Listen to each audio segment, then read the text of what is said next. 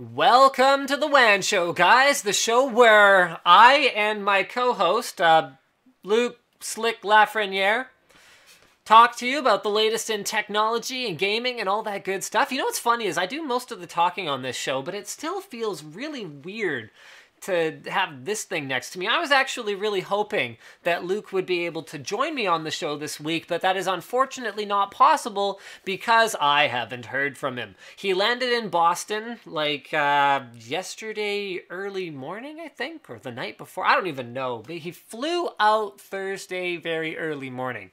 So must have landed in Boston Thursday night.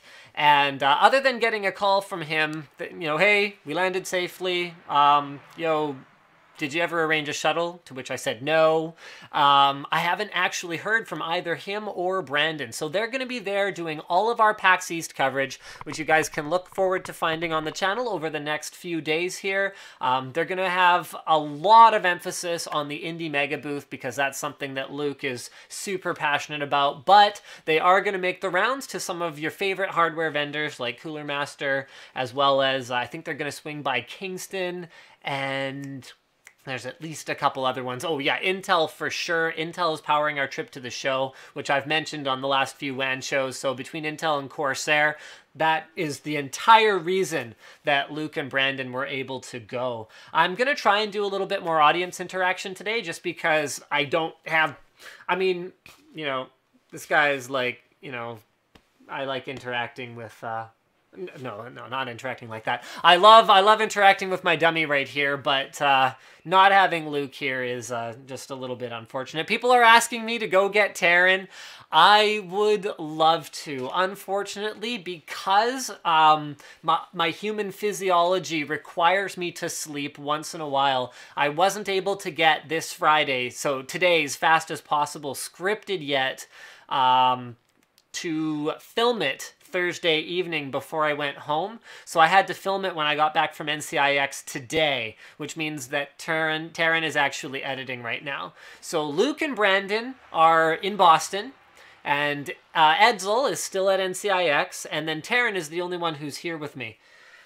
All right, so let's go through some of the fantastic topics that we've got today before we do our intro here. So let me see. Will.I.Am says he developed a smartwatch. I personally would absolutely love to check it out. It's going to be coming in a little while. He funded it, used his own money to develop it, so more on that a little bit later. The word on the street is also that VESA has accepted FreeSync as part of the upcoming extension to DisplayPort called 1.2a, which could be very, very good news for gamers. Google is taking another crack at the living room with Android TV, more on that later. And the Blackmagic URSA. Okay, maybe you guys don't... Maybe you don't think you care about camera technology, but riddle me this. Have you noticed the dramatic change in the quality of our videos over the last year? That is thanks to camera technology. The reason WAN Show looks so crisp compared to a lot of other streams is the Blackmagic camera that we use to power it. That's their first camera, the Blackmagic Cinema camera. It's a 2.5K camera. Now this one, okay, I'll tell you more about it later, but anyway, trust me, it's like really freaking cool. It's like this upgradable camera. And then, oh, this one's really cool as well. So there's a new battery technology potentially coming. Seems to the researchers seem to be very confident about it, that could allow your phone to be recharged in under 25 seconds. And I don't know where I got the number 25 from. I'm sorry, under 30 seconds. The demo was 26 seconds, so 25. There's a new technology that could allow your car to go from 0 to 500 miles an hour in 3 seconds. I'm just making stuff up at this point, but I'll tell you guys more about that later on in the show as well. Why is there no sound? I'll just make the sound.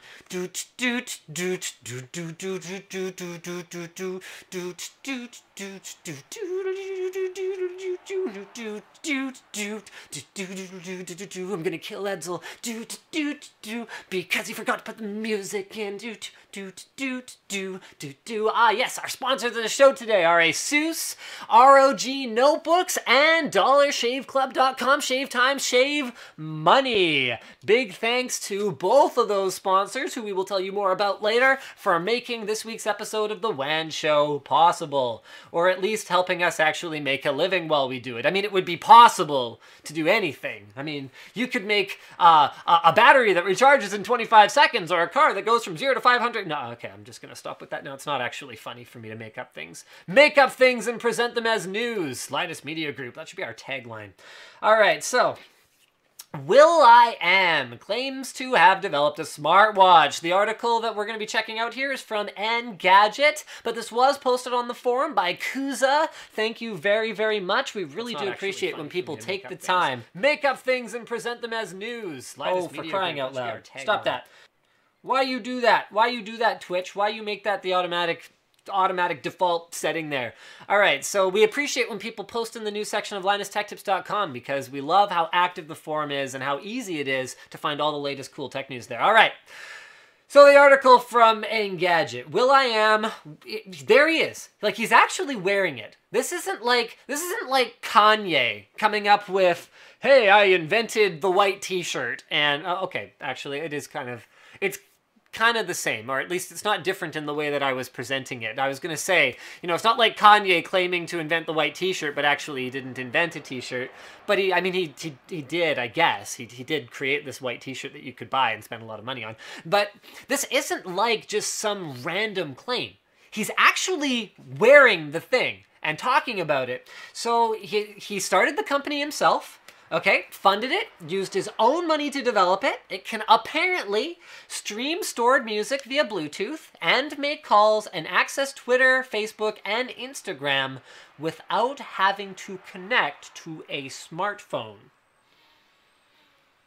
I'm really interested to see how this works. A lot of this stuff does potentially make sense, being able to stream music via Bluetooth. So if it was like a Bluetooth player that you could then use, like your Jaybirds or something like that to play music over, then okay. But if you're going to be able to make calls on it without having to connect to a smartphone, hey, maybe there's a reason that Intel named Will.I.Am its Director of Creative Innovation back in January 2011. So, you know, it's not like he's just so far out there in imagination land that serious companies like Intel are ignoring him. So it's rumored to be coming sometime in the next sort of little while, and I will tell you what, if you guys want to see it, I will review this. So apparently there's a spider behind you. Okay, Aldi, if we have any mods, that's a permaban. See you later. All right. Actually, maybe I can just do that. Aldi, you're gone. You're gone, man! Ban! Perma-banned! Never gonna unban you! There you go. Yeah! Woo! Alright, so let's move on to our next topic here, and that is, this is such good news. Alright, so I originally had this brought to my attention from by an article on PC Per. So my bud Ryan Schrout's website that I guess he does tech stuff or something. I think he makes videos too. Anyway, VESA may, so this is allegedly, may have accepted AMD's FreeSync.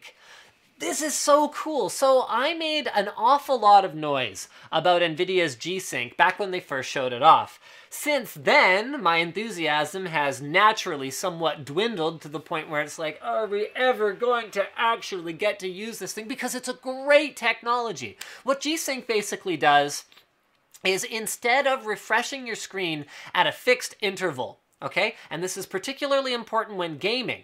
Instead, it waits for your GPU to render a frame and then refreshes whenever it's ready. And I've had people message me and say, oh, well, that'll be laggier. No, actually, it'll be less laggy, because the problem with this constant refreshing is either you're going to slow down your GPU, either you're going to have to kind of sit around and wait for things and then have them be displayed, or you are going to have to see partial frames, one on top of the other, and you're going to get tearing. What G-Sync does is it makes sure that the frames are delivered as quickly as possible once they're ready, and that you only get one frame at a time, rather than, like, you know, the top of Lara Croft's body here and the bottom, like, over here. And you're just like, okay, so I could enjoy the bottom or the top separately, but not the whole package, right?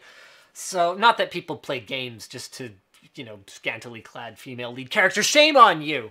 Anyway, I forget what I was talking about now. Right, so AMD came along, and at CES, they showed off what they were cheekily calling FreeSync. Now, FreeSync was basically exactly the same thing, and that was the ability for the display to only refresh when the GPU was ready or when something on the screen changed, because FreeSync was using something that was developed for power saving in laptops. So NVIDIA's response at the time was, well, FreeSync, there's the scalers that are being used for this, A, they're only in notebooks, and B, they're not designed for the type of use case that would have it being used constantly. I mean, with G-Sync, we developed this robust piece of hardware that's really future-proof and really designed for that kind of a workload. Well, FreeSync, yes, was a bit of a Frankenstein experiment at the time, and I see NVIDIA's point, but if it becomes part of the DisplayPort 1.2a standard, which allegedly it will, we could all of a sudden see basically every display have this GPU-triggered refreshing enabled on it. Holy crap. DisplayPort, you just won. Like, you just won. Not only are you ahead of HDMI, because HDMI 2.0 is still not existent, you can't actually buy anything with it, and DisplayPort 1.2 has been available forever and already supports 4K at 60 Hz. Now, you are going to be in every gaming machine anywhere, and rightly so. Like, it's just such a shame that the Xbox and PlayStation 4 couldn't have something like this. And I'm not even poking fun at the console gamers right now. I'm just legitimately sad for them, because I'm sad for the entire industry, because as long as you have to keep trying to design games to run at like a fixed frame rate, which you have to, because frame rate fluctuations will cause either lag or tearing on consoles, where we're stuck with these constant refresh rate monitors. So as long as the games industry has to account for that, we can't see them move forward and push for a little bit more, you know, visual quality. And so what if it dips down to 48 frames per second or 53 frames per second, because it'll still look really good and really smooth, because that is something that G-Sync, and by extension, I suppose, FreeSync, will do very, very well. So, fantastic news right there. Next up is Android TV. So, The Verge got an exclusive scoop here, where they are showing off what appears to be the interface of Android TV. And what I thought was one of the most interesting things about this article was how little information it actually seemed to contain. So we've got quotes from Google saying things like, here, let me just track this down. Android TV is an entertainment interface, not a computing platform. It's all about finding and enjoying content with the least amount of friction. What does that mean? I mean, we saw Google TV in the past. I mean, that was a total disaster. Just because I think they made claims. This is in the Verge article as well. So they made claims like the majority of TVs in 2012 would ship with Google TV, but what was the difference? Like, I understand some of the things they're saying here. So they want the interface to be cinematic, fun, fluid, and fast. And they want no more than, I think they're saying, 3 clicks in order to go from turning it on to actually watching content, which I think is really cool. But beyond that, what is the actual difference between a set-top box that plugs into your TV that is an entertainment interface and a set-top box that plugs into your TV that is a computing platform?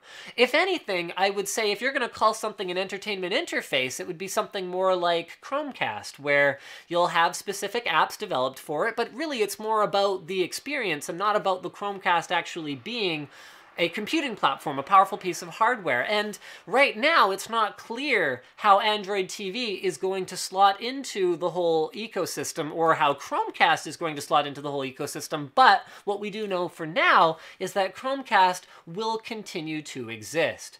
So screenshots are now showing Google's own apps like Play Movies and YouTube and Hangouts, but there are also third-party apps being shown like Vivo, Netflix, Hulu, Pandora, and Games. So to me, on the surface anyway, what this looks like is just developers having to make multiple different interfaces for different Google products, because there are plenty of set-top boxes.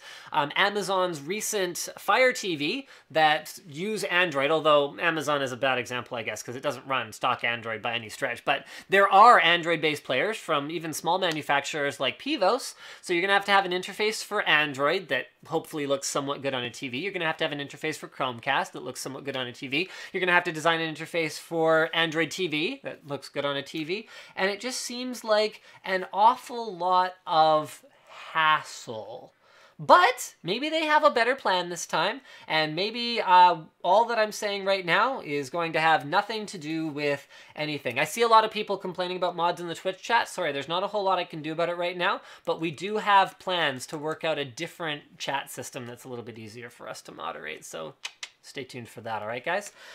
This is something that I'm getting pretty tired of, this next topic here. Now, NVIDIA released a new driver, and they came out with all kinds of claims with respect to performance. So they're basically saying, look, we're going to have DirectX 12 on all of our GPUs that supported DirectX 11 AMD, and we're going to release a DirectX 11 driver that stomps all over Mantle anyway. So here, check this out. So screen sharing here. This was posted originally on the forum by actually a couple of different folks. I'll credit them later. But the 337.50 beta driver was claiming that it would deliver up to 64% faster single GPU performance and up to 71% faster SLI performance just through optimizing the DirectX 11 driver that's available now. Now, I have heard members of the press muttering under their breath, talking to each other, not going to name any names, about every time AMD or NVIDIA releases a big driver update that claims to completely turn the world inside out by delivering amazing new performance to the existing GPUs that they produce. And the comments go a little something like this. Maybe they'll actually have changed something a lot this time, but I doubt it. And I even heard one of them talking directly to either AMD or NVIDIA, not going to name any names here, saying, look, if I spend the time to benchmark this thing, am I actually going to find this number you're claiming, or is it just a waste of my time again? So the press in general is a little bit sick of the whole claims that don't really seem to add up thing, and unfortunately it looks like this is maybe more of the same. Okay, there are improvements, but there might be a little bit more of the same going on here. So we referenced articles from two of my favorite sites. We actually didn't have the time, just didn't have the bandwidth to run the benchmarks ourselves, but these are both very trustworthy sources. Trust me that they're good for it, I guess. So AnonTech and PCPer. So they both did pretty darn good articles on the new NVIDIA driver, and the conclusions from both of them basically amounted to this. AnonTech's tests indicated about a 10% improvement in performance in BioShock Infinite and Metro Last Light. SLI performance increased 10% for Grid 2 and 76% for Total War Rome 2, although Total War Rome 2, you know, was pretty far back in terms of optimization. So anyway, a 76%, that means they did achieve it. So 76% performance improvement in a particular game is good. NVIDIA boasts huge performance gains in older games. So, you know, Call of Duty Black Ops is getting 20%, I guess. And, you know, SLI has seen slight performance increases, and NVIDIA has been working on, you know, some Mantle optimized games and all this kind of stuff. But the basic conclusion was that performance was only really increased in some pretty specific games, and for the most part, the sensationalist headline performance improvements were pretty difficult to find. And I guess for me, it turns into a bit of a can I trust you issue. Like, I don't mind when NVIDIA provides us with reference benchmarks when they release a new GPU. In general, they've done a pretty good job of it, where they say, okay, if you take our card and this AMD card and you run them side by side, here's about the performance improvement you can expect. We're still going to run our own benchmarks anyway. We're not just going to take that at face value, but it's nice when they at least give us a reference so that when we run something and it's like totally not the same, we can go back and go, oh crap, did we screw something up? This is... It just seems like a headline grab, and I find it frustrating because I had another similar experience with NVIDIA not that long ago where I was reviewing a gaming notebook that had NVIDIA's latest GTX 860M graphics card in it, and they've got a new feature that they're calling battery boost where they're claiming up to 2 times the battery performance. And I mentioned this in my notebook review where I said I got about an extra 2 minutes of performance, not 2 times performance, although I did admit at the time that I do need to do a follow-up, but I mean, I don't think there was too much to go wrong with my test, because the way the technology is supposed to work is that instead of allowing the notebook GPU to work as hard as it can to deliver, 60 or 70 frames per second, you can limit the frame rate at like 30 if you're okay with that gaming experience on battery life in order to preserve some power. So I just found a part of Crysis that normally would run at like 55 frames per second with battery, or 45 frames per second, I think, with battery, and then I turned the limiter on to 30 frames per second, and I just left it there with a time-lapse camera on it, and the battery died and it shut off, and it only was about 2 minutes difference. So yeah, I don't know. I don't know what else there is for me to really say about it, other than I just find that pretty frustrating. So I'm going to go ahead and add at least one mod here. There we go. Boom! I have added a moderator, so I don't think one mod is going to be enough. And like I said, we're working on a solution, but there you go. All right. Now this next thing is something that is pretty close to me, because I do make videos for a living now. This is from NAB 2014, and it is the Blackmagic URSA upgradable 4K digital film camera. Now, you guys might ask yourselves, for those of you who aren't that familiar with, film equipment, why do we still call it a film camera? Like, what does that actually mean? That means that they are trying to achieve a more film-like look, which many content creators still agree is better than that digital camcorder feel that you get with a lot of digital solutions. So products like the Arri Alexa, which actually isn't even a 4K camera, so I'm gonna let that sink in, but gets used for video production, for feature films. It's not even a 4K digital camera. What they've achieved with that is a film look and a color and a feel to it that is closer to film, while avoiding the pitfalls of film, which are mostly that it's cumbersome to work with and that it is extremely expensive. That's number one. So what Blackmagic's trying to do here is create a 4K camera that is kind of ENG size. So like, those ones for like news crews that they carry around on the shoulder mount. So it's about ENG size, and not just big, but also incredibly feature rich. So they are allowing upgradable sensors, upgradable lens mounts. It has a 10-inch display built into one side of it. It has 2 additional displays. So aside from being used for ENG use, it could be used on like a with a multi-person crew on a video production set for commercials or even feature films, with like one person monitoring scopes on one side and one person monitoring what the lens is actually looking at on the other side, like up to 3 people working per camera. It's got all these screens on it. It's got professional quality inputs and outputs, so it has 12G SDI, which means that you can basically output directly with one cable, 4K. It supports internal dual RAW and ProRes recorders, so it's using the upcoming CFast standard that's kind of like an extension of compact flash. So unlike the cinema camera, it doesn't use SSDs, but at least this is a standard media as opposed to a lot of recording solutions that use proprietary media. In fact, the one that we use for our Sony camera uses uses proprietary SSDs. So it's a firmware lock that doesn't allow us to use other things. And then it's got, you know, XLR input. It's got, so the two 5-inch touchscreens that are on both sides of the camera, so you can put your settings, controls, monitoring tools there. And then the big one is the upgradable sensor. So it comes in at only $6,000, which sounds like a lot of money to you guys, but to put this in perspective, the Sony FS700 was around that price when we bought it. I think around $7,000 when we bought it. It has a 4K sensor in it, but it's only capable of recording directly to 1080p without an expensive firmware upgrade and an expensive external recorder. So our camera has actually cost us well over $10,000 by the time we're actually shooting 4K with it, which we aren't even able to yet because we're still waiting for another firmware update for our recorder, but that's a whole other story. So this is only $6,000, records to 4K immediately. You can upgrade the sensor to future standards, like 6K, 8K, or whatever. You can upgrade the mount to put different lenses on it, and it just freaking blew my mind. And the fact that it uses open standards and comes in at only $6,000 is just unreal. I'm gonna head over to Twitch chat and see if things have sort of gotten a little bit less out of control. Yes, indeed they have, in fact. All right, let's move on to our next topic here. I think this is going to be a pretty short show, just because there's not a whole lot of room for discussion between me and Luke over here.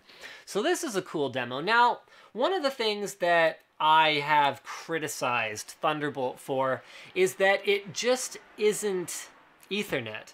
It doesn't allow the same kind of flexibility that Ethernet does in a multi-user scenario. So having 10 gigabit Ethernet on my PC, to me, is more important than paying a premium for a Thunderbolt-enabled PC and then paying another premium for a Thunderbolt-enabled storage enclosure. Well, now, Thunderbolt 2 has been shown off enabling a 10 gigabit per second Ethernet connection between, not only from Mac to Mac, but between a Mac and a PC. So now, your Mac Pro with its 6 Thunderbolt 2 connections and, Gigabyte, for example, so your PC motherboard with dual Thunderbolt connections, now, all of a sudden, you can create a super fast network that can connect to Thunderbolt-enabled expansion devices such as storage. This makes Thunderbolt a much more feasible option to me, because a lot of what we do is in a multi-user working environment where everyone needs to access the same resources at the same time.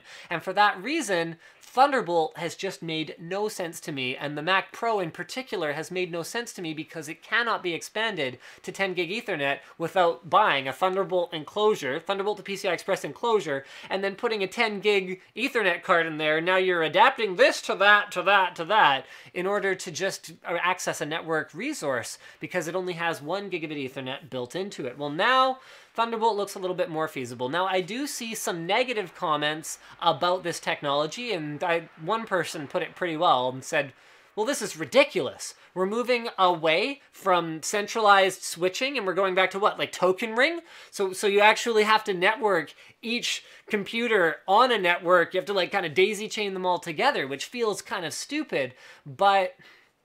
And I see that point, but I also see this as a pretty good intermediary solution for folks that don't want to drop, $300 to $500 per adapter on 10 gigabit Ethernet cards and then build themselves a NAS or whatever else. So now you can just buy a Thunderbolt enclosure and go ahead and do that. So they showed off transfer speeds of 150 megabytes per second, which not actually that impressive. We would want...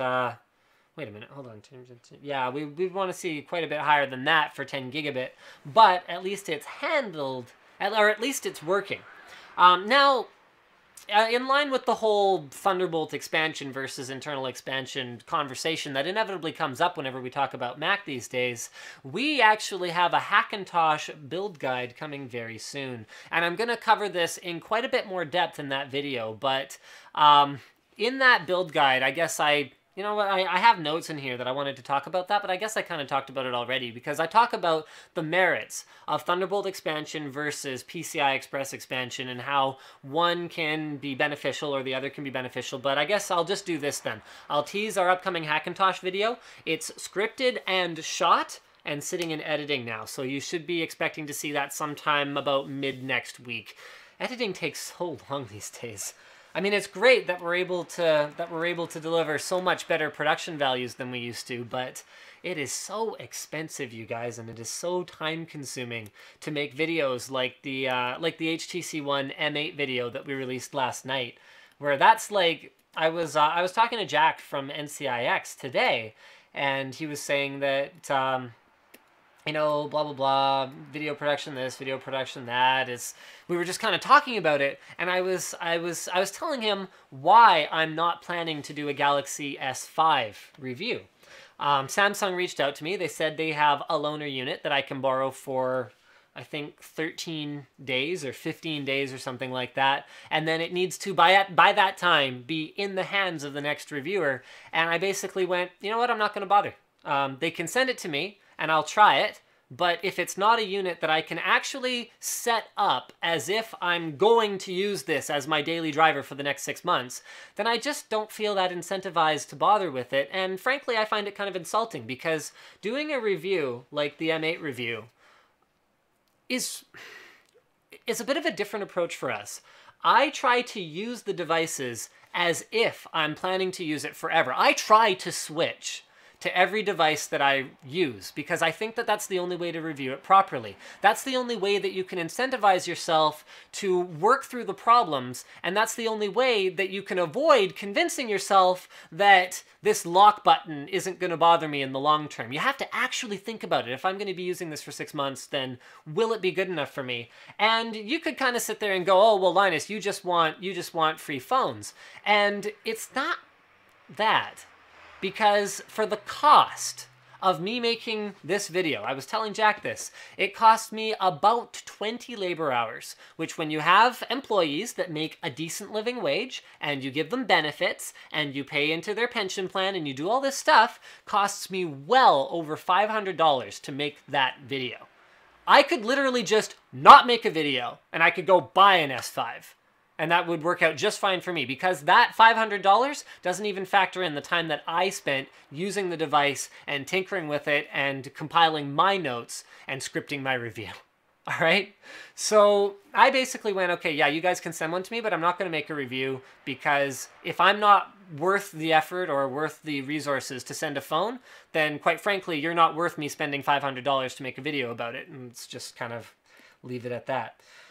So I don't even remember where I was going with this. Hackintosh preview. How did I end up talking about this? Hackintosh preview. Wow. Speaking of Samsung phones, doop. This is really cool. So the BBC has this article talking about a battery that right now is not miniaturized enough for cell phone use, but is about the size of a cigarette package, but can be charged in under 30 seconds. So they charged up a Samsung Galaxy S4 that's Frankenstein hooked up to this thing in 26 seconds at a demo.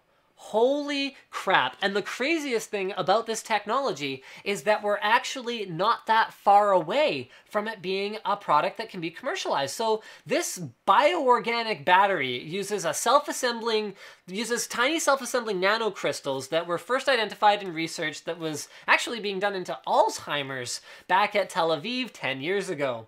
And the team is using these nanocrystals in order to create batteries or even other technological devices, such as a replacement to flash storage chips. So they're even showing off these organic chips, or whatever you want to call them, in battery applications, in chip applications, storage applications, and they're showing off that they can achieve write speeds up to 3 times what we can do with current NAND flash.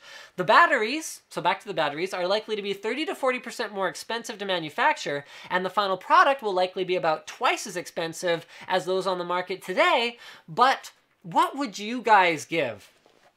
Would you pay? Like, I mean, okay, let's say just for a second, I just bought a replacement battery for a Droid DNA, and I think it cost me about 50 bucks.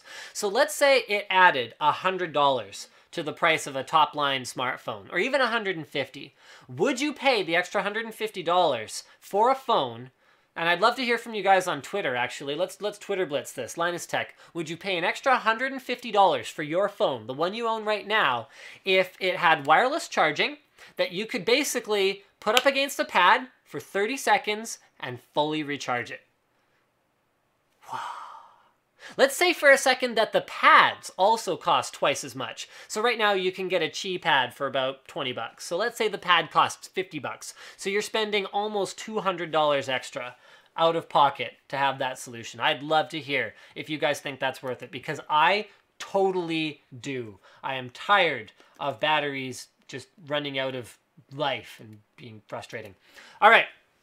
Now, I have received a ton of requests to review this bad boy. This is the G502 Proteus Core tunable gaming mouse from Logitech. It is available at a very reasonable $79.99 when you consider all of the features it has. So it's got weight controls, it's got 11 programmable buttons, it's got DPI shifting, it's got upgraded ergonomics, it's got their dual mode scroll wheel, which is actually really cool. So it can either be clicky or you can just flick it into free spin mode. It's great for things like working on Excel documents. And this is the big one. It's got a 32-bit microcontroller with the most accurate sensor on the market, is what Logitech is saying.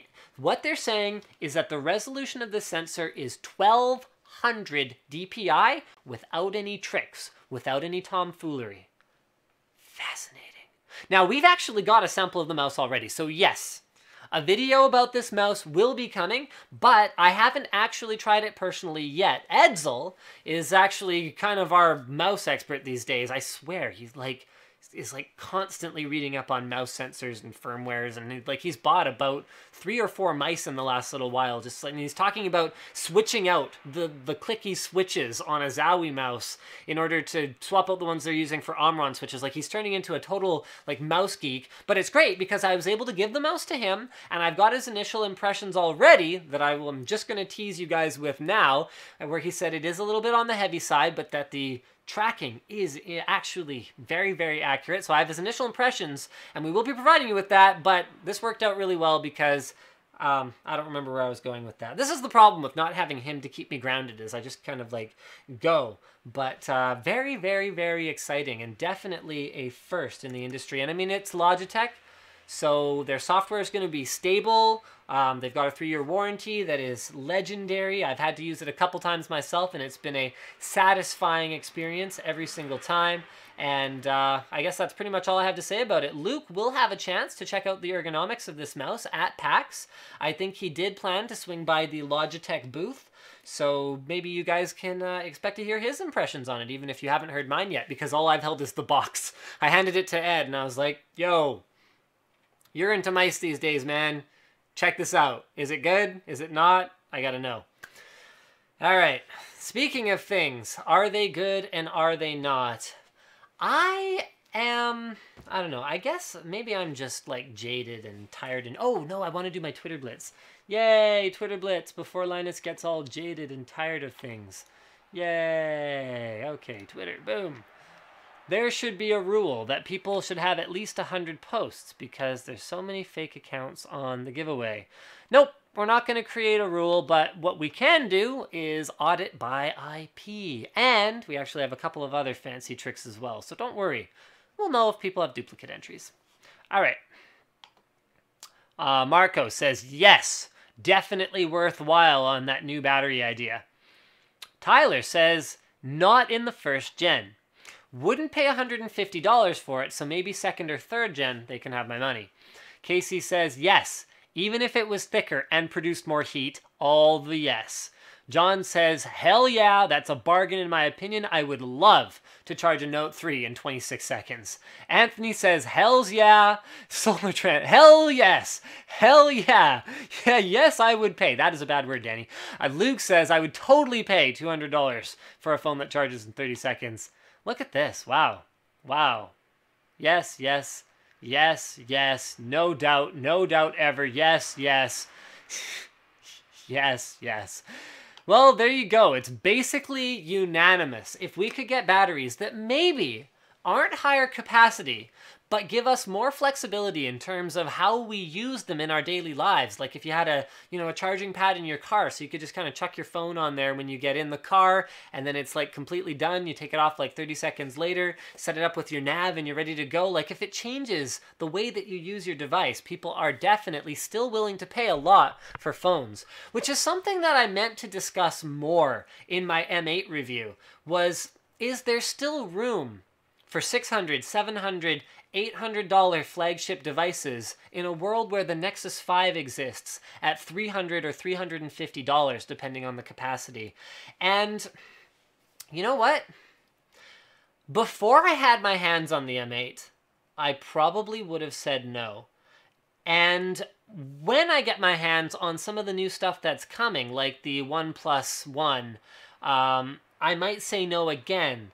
But the experience of using the M8 really does justify, maybe not as a discrete handset purchase. Like if I was someone who bought my phones outright, so I'm spending twice as much on it, maybe it doesn't justify it for me, but it does justify the additional expense if I'm someone who buys on a carrier contract with a subsidized phone, so I'm only paying another couple $100s for it. I think there is still room for premium phones with premium features that really do feel different from plastic phones with plastic features. For Samsung, on the other hand, not sure that I feel the same way, where it's just like, oh, you like wave at the phone in order to enable more features. But like I said, I haven't actually been hands-on with the S5. I haven't heard back from them yet, so I'm not sure if they're going to be sending me one. I did say that I would talk about it on WAN Show, even if I don't do a dedicated review of it, and that I would use the device, even if it's not some... Right, I remember where I was going with that whole spiel before, is the reason that I ask for a keeper unit is because I don't feel like setting it up and actually using it if I'm not going to actually use it enough. I'm just going to have to wipe all my pictures and wipe all of my settings off of it shortly and then go and, you know, resync my actual daily driver back to it. I mean, it's one thing if I end up doing that anyway, because I don't end up liking the device. But that's comes with the territory. It's another thing if I end up liking the device and it becomes my favorite device, which hasn't yet happened with a Samsung device, so it hasn't really been that big of an issue, but if it becomes my favorite device, and then I send it away, I go back to using something else, new devices roll in, and I want to compare them against something that I really like, and I don't even have it in my hands anymore, I believe that, this is where I was trying to go with this, I believe that comparative analysis needs to be done side by side and not from memory. That was my whole point with that thing. Jeez. All right. So let's go back, aside from being a waste of time and money for me to make a video about it when you're not even willing to invest, you know, just, well, here's the product that you're doing us a favor by generating exposure for. Or not doing a favor if I end up giving a negative review, but that comes with the territory. That's any reviewer. All right. Speaking of any reviewer, there are any number of different reviews on the Radeon R9 295X2, except one from yours truly, because we didn't get seated a unit. I've had quite a few people complain about the fact that we've been uploading speaker videos as opposed to an R9 295X2 video, and all I could really say is there's nothing I can do, because AMD didn't seat us one. We were included in their viral marketing campaign where they sent pictures, or they sent a picture, they sent Pringles, and then they sent like this disc that had this like video on it that I didn't look at, and then had a slide deck that actually told me everything I needed to know about the GPU. And then I only found out a few days prior to launch when I was like, hey, are you guys going to follow up with a card at some point here? That I wasn't getting one. So I didn't get one. That's why I couldn't bring you guys a review of it, unfortunately. I don't think I am going to get one from AMD. I sent a yo, what's going on follow-up, and I got a response that there may not be any more sample units, or there might be, but I haven't heard anything further yet. So we'll see what happens. But the good news, actually I have two pieces of good news. So good news number one is that there are plenty of reviews out there from sites that I consider extremely credible. And so we can definitely check those out. And the other good news is that it's a dual GPU card. So people always do this. They kind of go, hey, Linus, how do you think the new rumored upcoming dual whatever is going to perform? And I say, hey, it's going to perform just like two of those. Because that's all it is. It's two of those. AMD has done some innovative things here, but I didn't even need to benchmark a 295X2 to get a pretty good idea of where it was going to land. I can throw two 290Xs in a system. I can throw water cooling on them, like not great water cooling, but water cooling, or like a great air cooler, or like go outside in the cold or whatever. And I can tell you how a 295X2 is going to perform. So that's the other piece of good news. And the good news number 3 is that good guy Austin Evans has packed up his 295X2 and put it in the mail today for me. So you might see a full review, you might just see some impressions once we get it on a bench, or you might not, because we're pretty late to the party at this point anyway. But let's get into how the credible, sources of information have evaluated this card, since we haven't tested it ourselves. So from BitTech, they say, in nearly every way, the R9 295X2 is dual GPU done right. In every situation, it simply works, and damn well too, as its scaling is seriously impressive. So it's got a pair of overclocked, albeit very moderately overclocked, R9 290Xs, and it performs about like what you would expect. However, you can, again, expect some separate PCB R9 290Xs to give you similar, if not better, performance, because they have their own dedicated VRM circuitry that has more room to breathe, and you can potentially squeeze more overclocking out of them for that reason. So just like any dual GPU card ever before. Tom's Hardware actually made a really interesting point, and that was that you will be able to buy two for the same price as the dual GK110 based battleship, the Titan Z. Clearly, though, that comparison leaves one super dreadnought smoldering. That's a quote from Tom's Hardware, because the Titan Z costs $3,000, or twice the price, and is probably going to perform similarly, if not actually a little bit worse, with the key difference being that it is air-cooled. But would you really pay twice as much for air cooling versus water cooling, or would you rather buy two 295X2s if you can figure out where to put both of those radiators? In fact, there are some cases that will support that. So there's the overall impressions of the 295X2. I don't think I have too much else to really say about it. Other than that, I do appreciate what AMD has done with their last two dual GPU cards. So with the shoot, I can't even remember their bloody branding for the thing. The 7990, there we go. With the 79, they change it every generation. They've done it again. It's like, is it a 3870X2, or is it a 4870X2, or is it a 5990, or whatever they called that thing? They change it every generation. So with the 7990, they introduced an open air cooler. And this was because they had to in order to keep the bloody thing cool. So what that meant was worst case temperatures, but better GPU temperatures. And I looked at that and I went, that's great. Why are we relying on the GPU card manufacturers to give us these non-reference cooler designs that keep the GPU cooler? I understand that blower designs are better for certain builds, but when we're talking dual GPU cards, I think we're talking about systems that better have some airflow through them anyway. So I appreciated that, and I appreciate once again that AMD has made this card water cooling out of the box.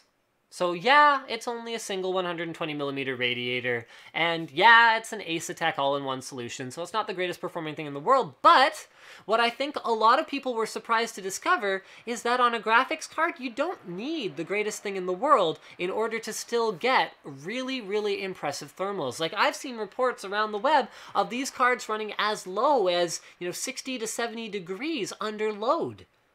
That's running at full speed. Because people look at their CPU and the temperatures a CPU runs at, and they look at their GPU and they look at the temperatures a GPU runs at. And I think the assumption is that there's some kind of correlation between something's temperature and the amount of heat that it is outputting, but there isn't. Your CPU has a much more optimized cooler on it because it has a lot more space. So just because they both run at 80 degrees doesn't mean that a GPU actually kicks out that much heat compared to a CPU.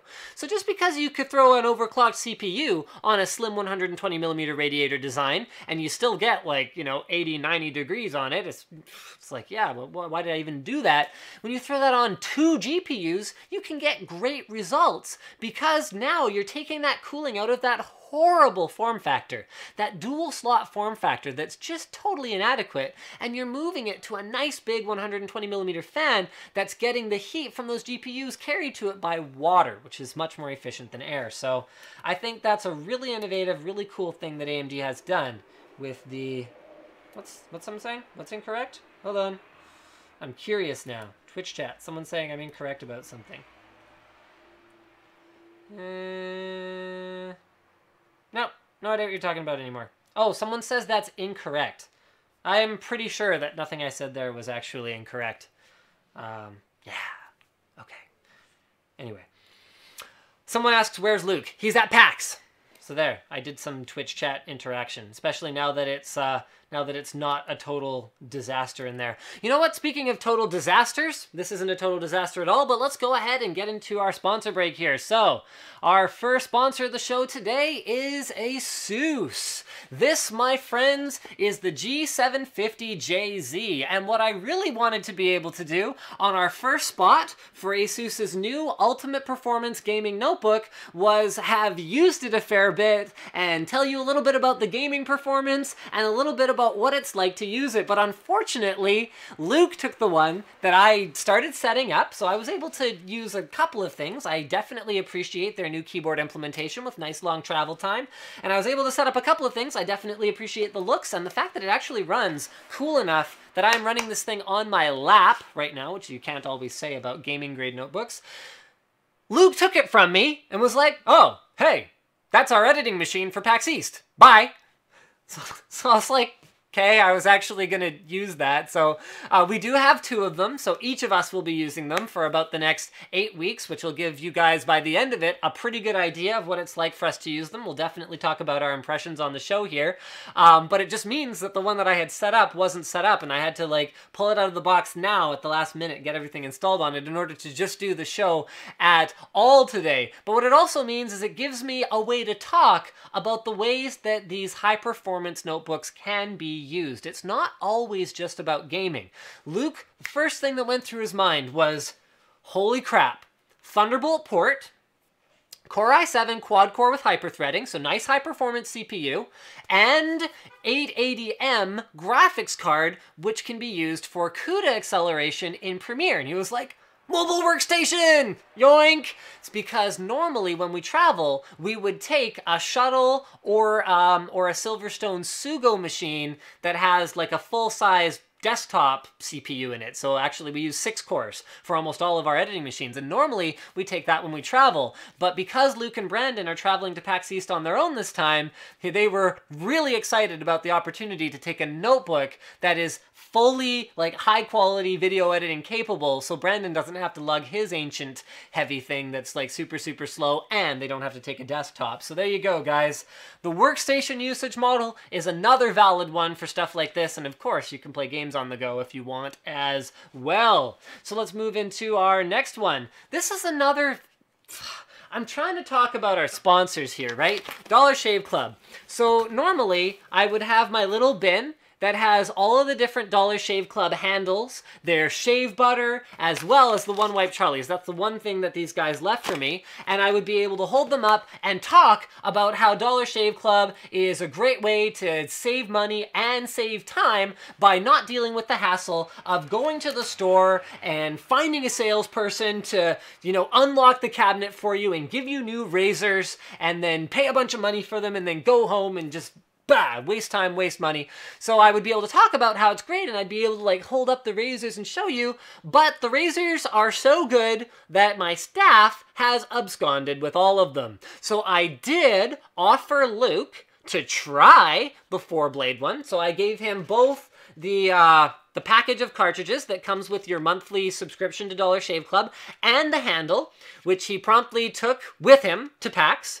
So, and those of you who were saying in the last Dollar Shave Club ad that we did within our video that Luke doesn't shave, yes he does. People with beards still shave, you guys. They have to, like, shape them and clean them up and stuff. Anyway, so Luke took that away with them, so I don't have anything to show you there. And then Taryn, the new guy, was like, oh, those look pretty good. And he's like picking it up. He's like, oh, can I try this? And I'm like, yeah, sure, whatever, because we got, like, our pack was enough for for everyone to like, well, not everyone. It was enough for me to have enough to use for a month because they provide a handle with your first order and then 4 cartridges or 4 blades each month so that you can use a fresh one every week. So you're getting a nice clean shave. So I was like, okay, well, I've got a 1-month supply. I guess I could ask Dollar Shave Club to send me a renewal sooner, and then everyone else can kind of try one head. So we're not sharing shaving heads because that's disgusting. So he took off with it. So I don't have that either. He's like, he just completely absconded with it. He's got the handle and the entire thing of 6-blade cartridges. So I don't have anything to show you guys except the One Wipe Charlies. So One Wipe Charlies are the are butt wipes for men. They're peppermint scented. They are moistened so that you do a good job. You do have it here. Awesome. How is it, by the way? I haven't tried it yet. You haven't even tried it yet. Here I am all upset that everyone's stealing my things and they haven't even done it yet. Okay, well, there you go, guys. There's the, see, we've cleverly labeled. This one's Linus's, this one's Terran's, and there's the nice high-quality grippy metal handle that's included with the 6-blade version. I'm going to go ahead and bring up their website because I spent this entire... I spent this entire thing complaining about everyone stealing the stuff because it looks so good, and it turns out that only one of my employees is stealing everything. So I'll go ahead and fire it up. So the whole point of Dollar Shave Club, since I haven't actually managed to talk about that a whole lot, is that they have a warehouse where they ship to you. Founder of DollarShaveClub.com. Sorry about that, guys. Where they ship to you once a month 4 new razors for your handle that they provide to you on your first subscription. They do it at a cost that is lower than buying them from the, you know, shopping center or wherever else you get them. You can see that Mike here has put it so well. Our blades are, you know, bleeping great. He's got a whole, actually, very funny commercial that you guys should definitely check out. Just if you search for DollarShaveClub.com on YouTube, you guys can check that out. And all of that they do for very, very reasonable prices. So the 4-blade one, the one that Luke is actually using, is only $6 a month, and that's with shipping and handling included in the US, and the service is also available in Canada and Australia. This is one of the most disjointed integrations I think that I've ever actually done, but I really hope you guys get the point. Save time, save money, Dollar Shave Club. Check this out. And this is really cool because I think this might be new, because when I was first looking at them, their Canadian prices, I think, were higher, or like shipping and handling wasn't included, but check this out. This is the first time that I've seen a company that's US and Canada that has very competitive pricing on their Canadian service with shipping included. That's really cool. It's 50 cents more expensive in Canadian dollars for the 4-blade razor versus in the US. Now, when you factor in that the Canadian dollar is about 10% behind the US dollar, I think it's like 5 to 10% right now. I haven't looked at it in a couple of weeks. They're basically just doing a currency conversion. When you factor in that shipping is so much more expensive in Canada, that's freaking impressive. And like, A+ Dollar Shave Club for doing that. In fact, I think the $9.50 executive one is less than the difference in currency more expensive, because it's only 50 cents more expensive as well. So kudos to them for that. All right, so with our sponsor messages out of the way, did I ever even actually switch to the Dollar Shave Club? There you go, DollarShaveClub.com/Linus. Make sure you use my referral link when you guys sign up. We've actually had a lot of people sign up and leave really positive feedback about the products already on my Twitter, so do sign up. Do use the offer code so that we can keep having Dollar Shave Club sponsor the WAN show and all of our other great content. Hopefully you guys enjoy, and I think now we're pretty much done. All right. So let's move on to our next topic here, which is the Heartbleed Bug. This is a big problem, and I was actually tempted to just do a dedicated video about this during the week. Not because I'm a total expert on, you know, SSL encryption and secure web access. I have a basic fundamental understanding of how it works and why it's important to encrypt certain data that's sent over the internet. So for example, when you interface with a website like LinusTechTips.com, it's important for us to encrypt your username and password, but it is not important for us to encrypt the post that you're about to post publicly. So that's the fundamental thing that's going on here. SSL encryption exists to protect in-flight private data as it's being transmitted. So things like credit card numbers, passwords, and the like. What the Heartbleed Bug is it is a problem with up to an estimated 2/3 of the sites on the internet, including some very frequently used, very, very big sites. It is a bug that would allow theft of the information that is being transmitted. So there's all kinds of different things that use SSL. So for example, web, email, instant messaging, and some VPN solutions are using SSL in order to secure your data. And Heartbleed.com was actually able to prove this problem existed by stealing from themselves the secret keys used for their X509 certificates, usernames, passwords, instant messages, emails, and business-critical documents and communication.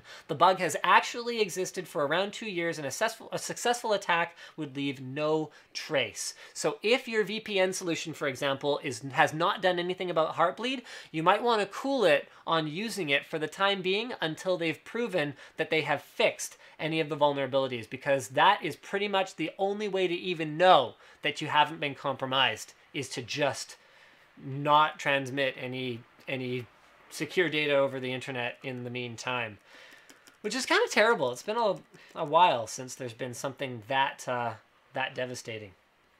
All right. Let's move on to our next topic here. This was originally posted on LinusTechTips.com by Ashley. Thank you very much. And that is that Netflix is now streaming in 4K, starting with House of Cards. This is a bit of a mixed bag for me. So here's the article on The Verge. I'm just going to go ahead and flip back to me here. This is my show. This is a bit of a mixed bag for me, because as much as I appreciate 4K content for some things, I appreciate that when we are going to switch to 4K, which we are for our videos, it is going to enable a higher bitrate playback mode on YouTube that will allow even 1080p viewers to experience better quality. I appreciate that.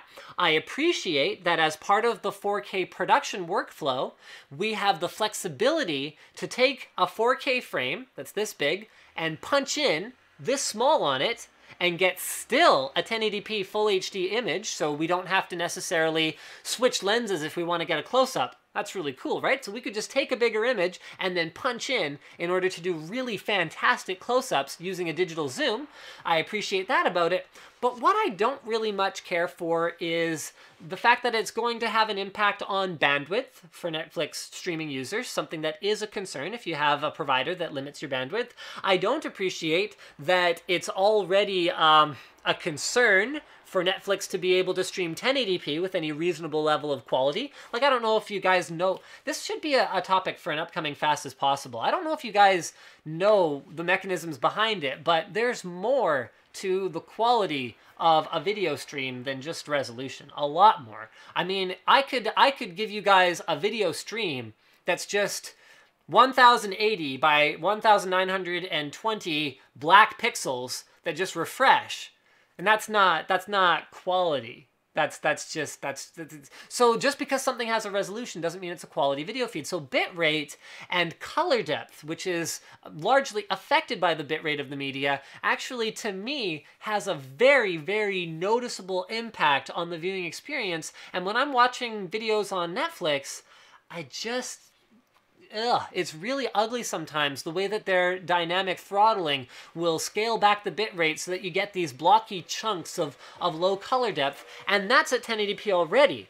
So if you were to tell me, okay, Linus, I want you to give up some more color depth so that we can throw more resolution at you that you might not even appreciate from so far away from your TV, I'd go, maybe, sure, no, probably not. So they're saying right now, look, guys, don't expect a mass rollout of this right off the bat. So they're realistic about it. I mean, okay, and on top of all of this is that it's going to use more bandwidth, and Netflix is already having trouble dealing with all the service providers to get their service, actually provided to their customers at a reasonable degree of quality. And that sentence didn't actually make any sense, but I hope you guys get the point. So they're saying don't expect a mass rollout, and even by the end of the year, the 4K selection will be very small. But there you go. They've got it. So if you were to buy an inexpensive 4K TV from Seagate, or, check this out, this is a review that's coming soon. An inexpensive 4K monitor from the likes of Samsung. So yes, guys, I have gotten myself the UD590 from Samsung 4K 28-inch TN monitor available for $700. Holy balls. Then you would be able to map a pixel to every pixel and enjoy that content natively. But I'm just not necessarily convinced, especially from what I've seen of that monitor so far. I did have one open at NCIX today that I was able to check out. I'm not convinced that it's really worth it. All right, DirectX 12 will double Xbox One performance. So this was originally posted by Top War Gamer on the Linus Tech Tips forum. Thank you very much for posting that. And the original article is from BGR.com. So they have a game-changing update that will double Xbox One performance. Now, my problem with this comes back to the whole NVIDIA discussion earlier, where it's, are you really going to be providing double the performance, or is it going to be like double the performance in one game that was already fairly well optimized anyway, and it's not really going to make a difference to most people? And other than that, is it just going to be a marginal incremental improvement? And I don't know yet. There's still a lot of room for Microsoft to improve things about the Xbox One, but a lot of the benefits of DirectX 12 seem to have to do, at least from what Microsoft said, maybe they're keeping some of their cards close to their chest, but a lot of the benefits seem to have to do with allowing more low-level programming for the GPU from the game makers. But that's something that we've already had on consoles for quite some time, and it's something that Sony could just as easily enable on their platform, whether they're using DirectX 11 or DirectX 12. And from what I've heard, like word on the street, is that we're not that far away from bare metal on these consoles already anyway. So that to me kind of goes, okay, well, if we've unlocked a lot of the potential of the hardware, is this just going to be software tomfoolery and smoke and mirrors in order to try to get games to run at 1080p? Because that's one of the claims that they're making. Or is this a total game changer, as you say? And it remains to be seen, this, and also remains to be seen... Oh yeah, I remember where I was going with this. Sorry guys, again, like my train of thoughts just like run away. I haven't slept a lot this week. Right, Microsoft still has a lot of room to improve things, whether this update improves anything or not, because their whole cloud-based compute thing, where they can use that for physics effects or simulation stuff, where it's not terribly important that, you know, the waves of the ocean react with the same split-second precision as an opponent. So there's a lot of room for Xbox One to improve its performance. I just don't know that this is going to be the difference between 50% performance and 100% performance, but it will bring multi-core processing to the Xbox One, something that, you know, I am kind of baffled that it didn't have in the first place. But I mean, you look at how long Microsoft's been working on DirectX 12. I guess they're just kind of waiting it out. They're going to wait till it's done, and they're going to release it when it's actually ready. So, because I think they said, what, they've been working on it for 4 years now? All right. Seagate has announced a 6 terabyte hard drive. It spins at 7,200 RPM, so this is not your you know, grandpa's cheesy high capacity hard drive that spins at lower RPMs in order to make it reliable enough to deliver that kind of capacity. It speeds at 7,200 RPM. It's available in 2, 3, 4, 5, and 6 terabyte capacity points. It has 128 megabytes of cache. It can feature a SATA 6 gigabit per second interface and up to a SAS 12 gigabit per second interface. It does not rely on being helium filled like Hitachi's 6 terabyte drive, and Seagate is using what they're calling their 8th generation perpendicular magnetic recording technology, and what the register has figured is 5 platters to achieve this milestone. Great, I guess. I mean, it's going to be really cool for people who want to have lots of storage. I think that for quite a while, it was stagnant to the point where I kind of went, okay, what is the upgrade path for someone who has a dual bay NAS? Because we've only gone from like 1 terabyte to 3 terabytes in the last little while, and like, it's gotten to the point now where you don't look at that and go, okay, that's triple the capacity. You look at that and go like, oh, that's only 2 terabytes more, and I'm accumulating data at such a rate that it's not necessarily enough. I mean, to me, this is exciting because it is a legitimate upgrade for someone who bought sweet spot, you know, 2 terabyte drives quite some time ago, where now they can triple their capacity, and that means adding a full 8 more terabytes of storage to their setup. But other than that, I don't know. I guess it's another hard drive. It's going to support, you know, encryption. It's oh, okay, what's cool is they are going to have one available right off the hop that is rated for 24/7 operation and some ludicrous number of writes per year. I think it was something like 500. Hold on, I don't want to quote this wrong because I've made up enough things on the show. 550 terabytes per year, so that's enterprise class types of workloads right there. So that's exciting, I guess, but those drives will continue to be more expensive than most consumers will be willing to spend.